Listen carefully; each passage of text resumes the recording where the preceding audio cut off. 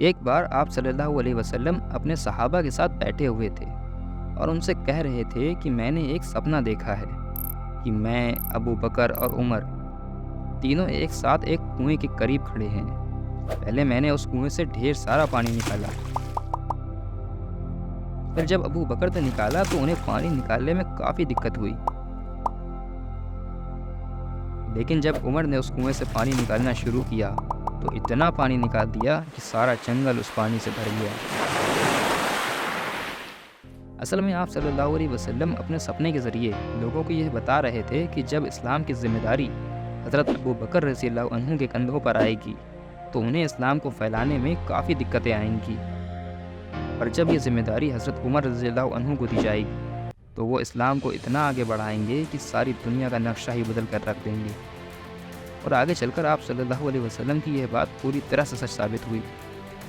जब हज़रत उमर रज़ियल्लाहु अन्हु मुसलमानों के नए खलीफा हुए तो इन्होंने इस्लाम और इस्लामी हुकूमत को इतना आगे बढ़ाया कि इतिहास ही लिख दिया। आज के टाइम पे इतिहासकार और लेखक भी इस बात को मानते हैं कि हज़रत उमर रज़ियल्लाहु अन्हु एक महान खलीफा भी थे और एक महान शख्स भी। उनकी किताबों और लेखों में आज भी इस बात के सबूत मौजूद हैं। लेकिन अफसोस है कि मुसलमान अपने ही दीन के एक इतने बड़े सहाबी की अहमियत से अनजान है। तो इसी के साथ शुरू करते हैं दुनिया के सबसे बड़े खलीफा हज़रत उमर रज़ियल्लाहु अन्हु की कहानी को।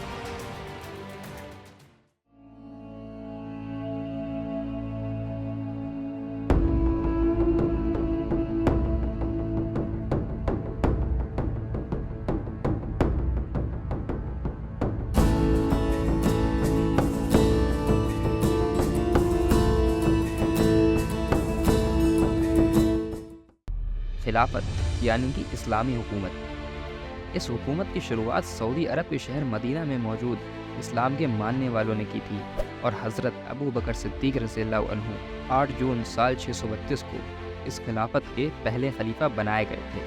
और उस दिन से ही इस दुनिया में पहली बार इस्लामी हुकूमत की शुरुआत हुई थी।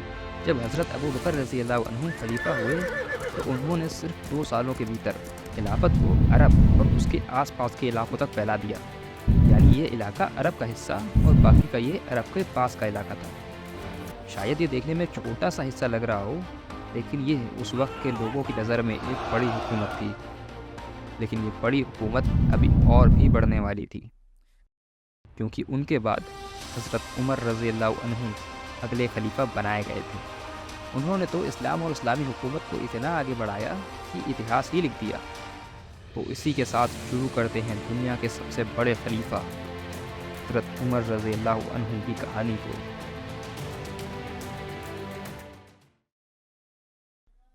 कौन थे उमर? हज़रत उमर वो शख्स थे जिन्होंने सिर्फ 10 सालों के भीतर उस टाइम की दुनिया की सबसे बड़ी सुपर पावर, पिछले 1000 साल से चली आ रही the great Persian empire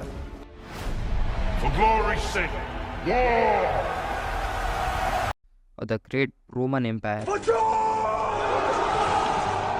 in दोनों को ही पूरी तरह हरा दिया था।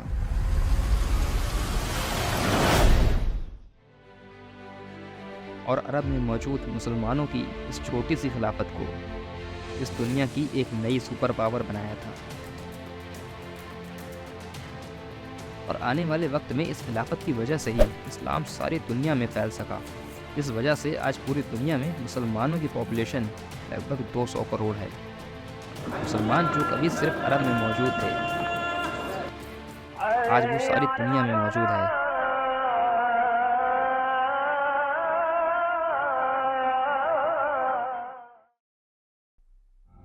हज़रत उमर वो शख्स थे जिनके बारे में हज़रत मोहम्मद सल्लल्लाहु अलैहि वसल्लम ने कहा था कि अगर मेरे बाद कोई नबी आता तो वो उमर होते।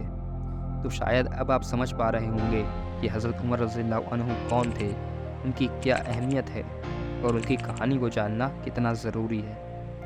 लेकिन हज़रत उमर हमेशा से इस्लाम धर्म के मानने वाले नहीं थे। एक वक्त तो ऐसा था कि यह इस्लाम के बहुत बड़े दुश्मन हुआ करते थे। इनके इस्लाम कबूल करने का भी एक बड़ा ही बेहतरीन किस्सा है, जिसे हम आगे आने वाली वीडियोस में ज़रूर जानेंगे। So please subscribe.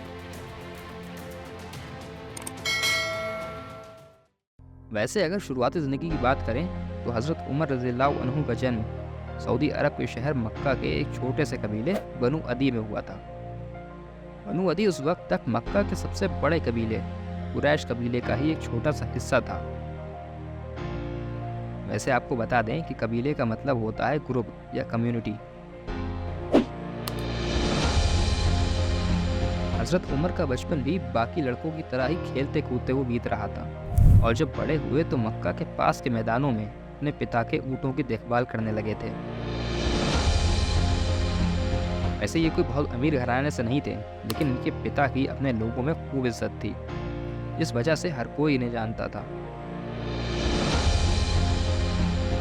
हज़रत उमर अपनी जवानी में मक्का के तमाम नौजवानों के मुकाबले में सबसे ज़्यादा ताकतवर थे, और लंबे तो इतने थे कि कोई भी आदमी उनकी बराबरी का न था। अभी जवानी की शुरुआत ही थी कि इन्होंने कसरत में महारत हासिल कर ली थी, खास तौर पर पहलवानी में और घुड़सवारी में। इसके अलावा इनकी दिलचस्पी कविताओं में भी थी।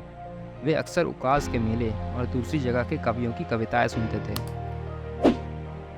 अरब में ताइफ शहर के करीब एक इलाका था जिसे उकास कहा जाता था। इस जगह पर साल के आखिरी महीने में 2 हफ्तों का एक बड़ा भारी मेला लगा करता था, जिसे उकास का मेला कहते थे।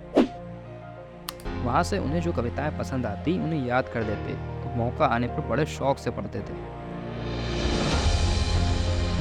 हज़रत उमर बातचीत करने में भी बड़े माहिर थे, इसलिए उन्हें कुरैश का दूत बनाकर दूसरे कबीलों को भेजा जाता था।